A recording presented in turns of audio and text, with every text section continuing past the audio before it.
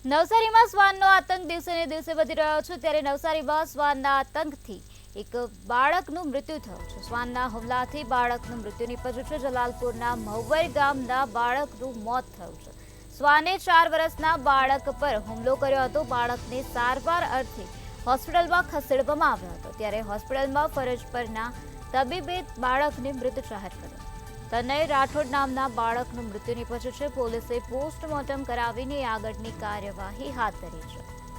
શ્વાનના હુમલાથી 4 વર્ષના બાળકનું મૃત્યુ થઈ ગયું છે। તનય રાઠોડ નામના બાળકનું મૃત્યુ નીપજ્યું છે। શ્વાને 4 વર્ષના બાળક પર હુમલો કર્યો હતો ત્યારે બાળકને સારવાર અર્થે હોસ્પિટલમાં ખસેડવામાં આવ્યો હતો ત્યારે હોસ્પિટલમાં હાજર તબીબે બાળકને મૃત જાહેર કર્યો।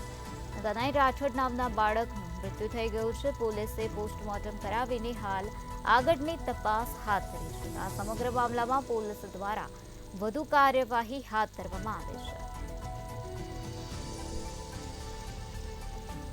નવસારીના જલાલપુરના મહુવર ગામના બાળકનું આ પ્રકારે મૃત્યુ થયું છે જેના પર શ્વાને હુમલો કર્યો હતો। શ્વાનના હુમલાથી બાળકનું મૃત્યુ થઈ ગયું છે। શ્વાને 4 વર્ષના બાળક પર હુમલો કર્યો હતો તેથી બાળક ઇજાગ્રસ્ત થતા તેને સારવાર અર્થે હોસ્પિટલમાં ખસેડાયો હતો પરંતુ ફરજ પરના તબીબે બાળકને મૃત જાહેર કર્યો।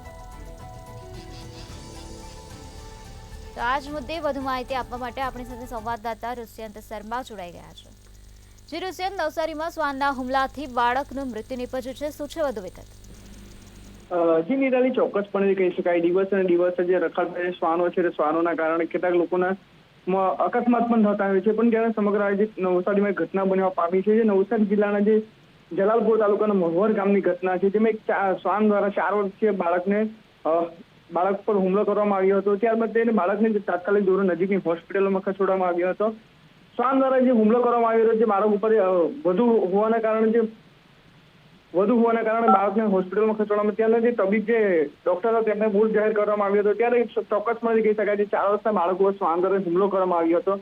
તેમ મોત થવાની સાથે જે પરિવાર છે તે પરિવાર ક્યાંક એમાં દુભાઈ ગયું હતું। ત્યારે તનય અમિત રાઠોડ નામના બાળક છે, બાળકનું મોત થતાની સાથે જે ગામના આજુબાજુના લોકોમાં તેમજ જે મહોલ્લામાં પણ શોકની લાગણી ફેલાઈ ગઈ હતી। તે સમગ્ર ઘટનાને જ્યાં મોરલી પોલીસ સ્ટેશને કરવામાં આવી હતી અને મોરલી પોલીસ સ્ટેશન દ્વારા આગળની તપાસ કરવામાં આવી રહી છે। ત્યારે ચોક્કસપણે કહી શકાય છે પછી જે બાળકની બોડી છે તે બાળકની બોડીને પોસ્ટમોર્ટમ માટે ખસેડી દેવામાં આવી હતી। ત્યારે ચોક્કસપણે કહી શકાય જિલ્લામાં જ રખડતા શ્વાનો છે તે શ્વાનોના કારણે અગાઉ પણ બાળકોનો જીવ લેવામાં આવ્યો છે। ત્યારે ચોક્કસપણે આના ઉપર જે કાર્યવાહી કરવામાં આવે એવી લોકો માંગ ઉઠી રહી છે।